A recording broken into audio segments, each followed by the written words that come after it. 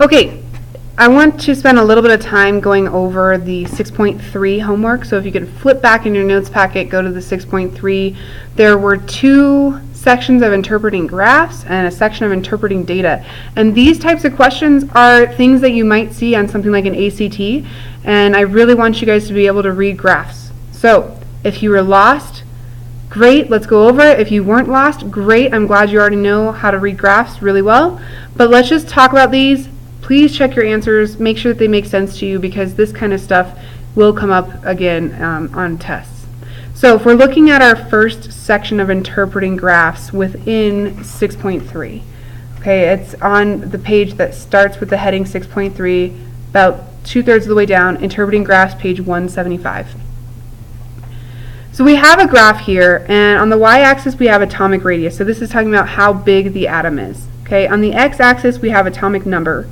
And atomic number is just number of protons in the nucleus, so we start with hydrogen, only has one, then helium, lithium, and it's not labeling all these elements, but it is labeling the two ends of the table. So all the way on the rightmost column of the periodic table, we have the noble gases, so helium, neon, argon, krypton, xenon, those are all in group 18.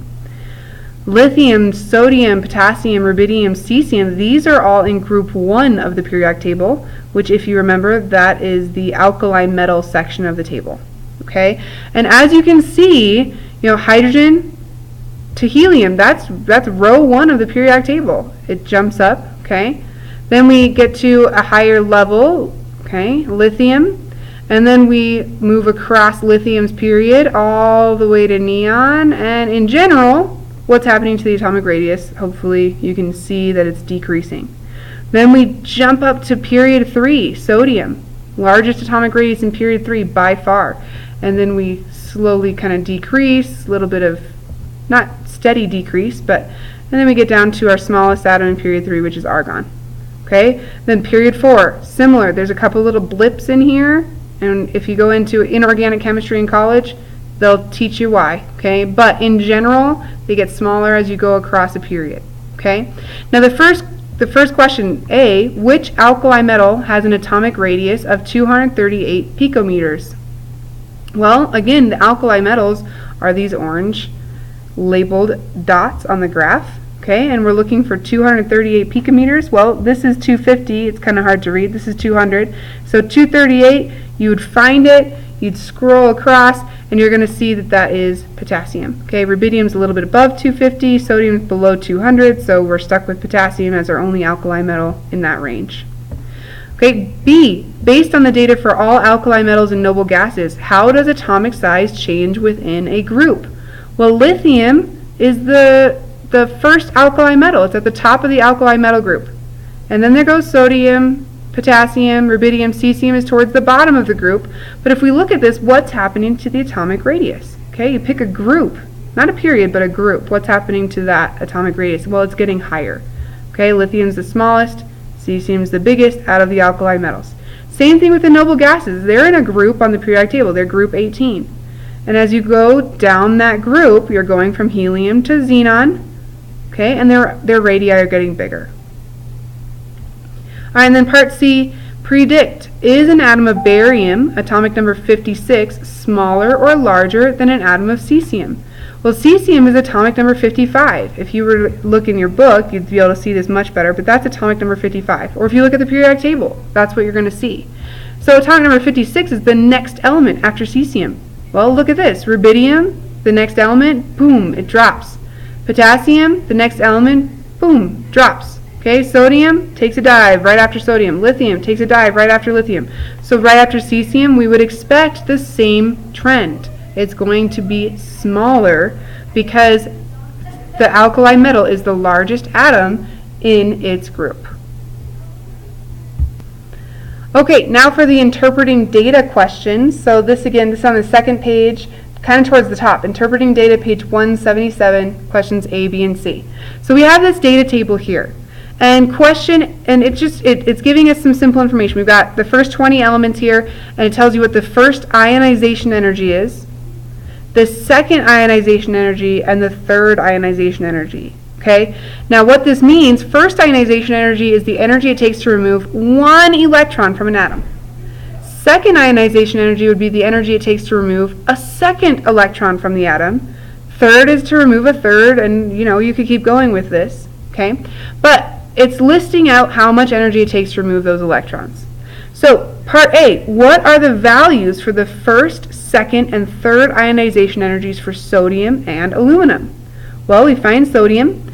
Its first ionization energy is 496 kilojoules per mole. That's our unit, kilojoules per mole. Okay.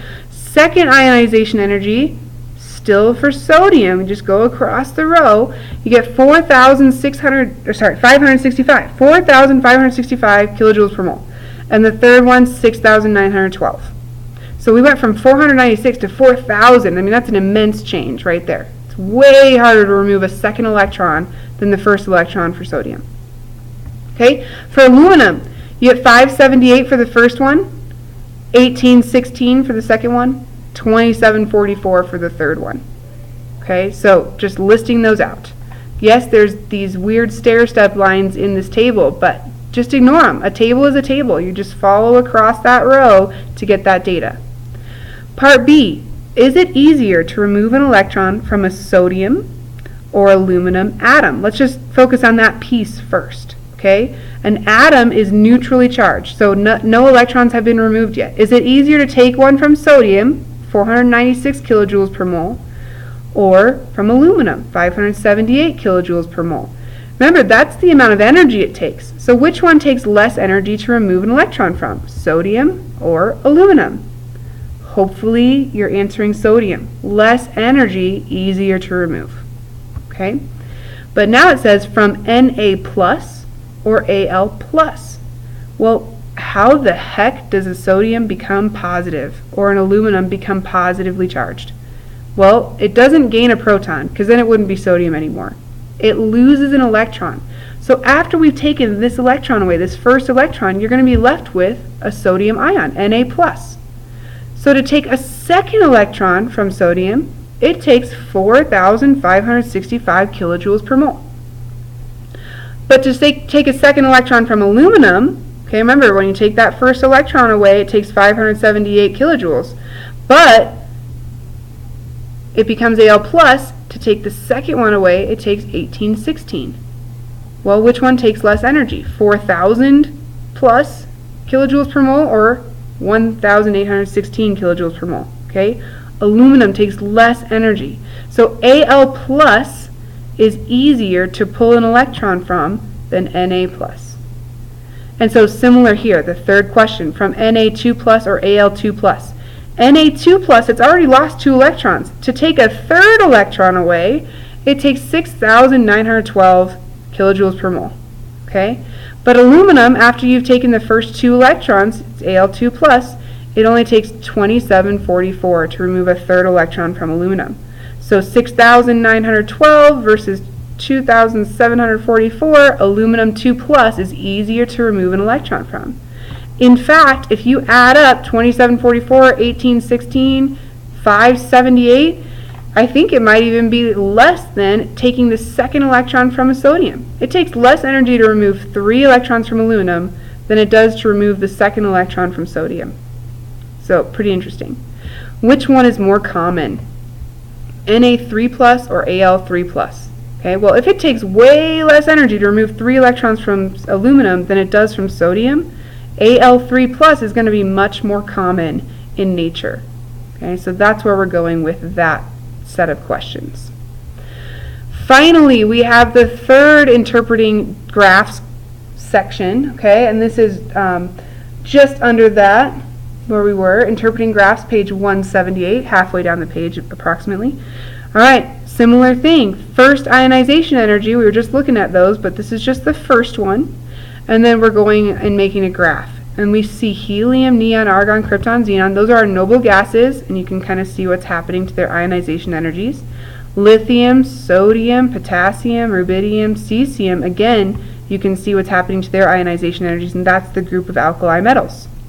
Okay, and if you're looking at a period goes from the alkali metal to a noble gas. And in general, I mean, there's a couple of exceptions, right? But in general, those are increasing as you go from potassium to krypton. So, which element in period 2 has the lowest first ionization energy? And then the same question for period 3. Well, period 1 is just hydrogen, helium. Okay, period 2 is lithium to neon. Which one has the lowest first ionization energy? Well, lithium. It's right there. Period 3, if you look at your periodic table, the third row goes from sodium to argon.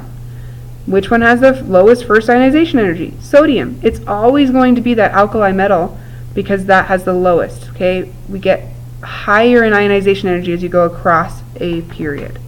All right, part B. What are the group trends? So group, okay, going up and down the periodic table, a group. What is the group trend for first ionization energy for noble gases and alkali metals? Well, again, if you're looking at a group, helium to xenon, that's traveling down a group in the periodic table. What's happening to their ionization energy? Well, it's getting lower. It's decreasing. Okay, same thing for the alkali metals. Not quite as obvious of a change, but they are decreasing as you go down the group of alkali metals. From lithium down to cesium in the periodic table, their ionization energies are decreasing. Okay, predict. If you drew a graph for the second ionization energy, which element would you have to omit? Explain. Okay? So, remember, first ionization energy is the energy it takes to remove one electron. Second ionization energy is to remove a second electron. Well, the only reason you'd have to omit an element is if it doesn't have a second electron to remove. And the only element that doesn't have two electrons is hydrogen. It only has one, so you would have to omit it from the graph if you were to make a second ionization energy graph. Hopefully that clears that up. We can jump over to your notes for the lesson check here. And let's just go through lesson check for 6.3. Okay, here's kind of my answers.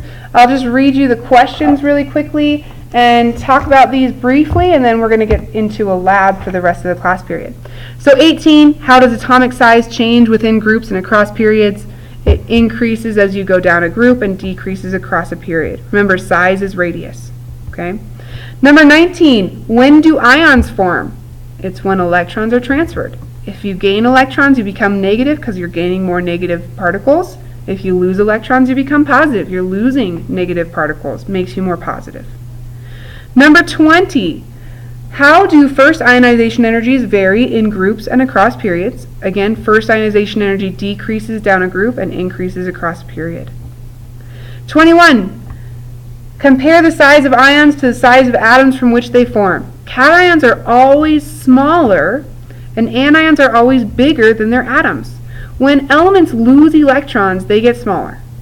And that's a cation. When it loses electrons, it becomes positive, and it's going to be smaller than it was when it had that electron. Okay? Anions, they're gaining electrons, and that's going to make them bigger than their atoms. So gaining electrons, becoming negative, makes them bigger than their atoms. Okay? Memorize that. If it doesn't make sense to you, just memorize it. Number 22, how do electronegativity values vary within groups and across periods? Electronegativity decreases down a group and increases across a period. Okay, and again, we just did trend notes on that, so hopefully that's making more sense. 24, arrange these elements in order of decreasing atomic size. Sulfur, chlorine, aluminum, and sodium. Sulfur, chlorine, aluminum, and sodium. Well, remember, the lower left corner of what you have, what the elements that you're given, is going to be your largest, lowest. So the biggest element, the largest, is going to be sodium. That's going to be the lower left-hand corner out of those elements. Okay, it's the furthest left in this case.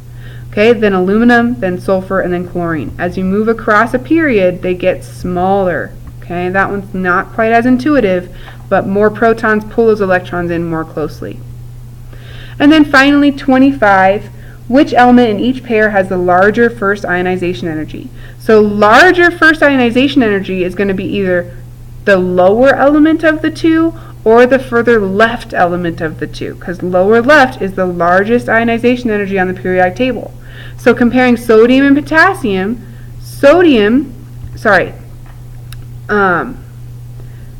I did say that backwards. The lowest ionization energy is in the lower left-hand corner. Okay, so larger ionization energy is actually, this would actually be better if it said higher. Okay, sodium has a higher ionization energy because it is higher on the periodic table than potassium. Potassium is lower, it's going to have a lower ionization energy. Okay? Phosphorus, same situation, but when we're comparing phosphorus and magnesium, they're in the same period. So magnesium is further left, it's going to have a lower ionization energy. Phosphorus is further right, it has the higher ionization energy. So I'll try to avoid using larger with ionization energy and electronegativity. I use larger when we're talking about size. So atomic radius, ionic radius. I should use higher and lower when we're talking about ionization energy and electronegativity to keep that L word constant. Okay, larger, larger, lower, lower, smaller, smaller, higher, higher. I'll try and keep that consistent. Sorry about that. So hopefully this clears some stuff up. If you have more questions, please ask Ms. Varka sometime during the next couple of days.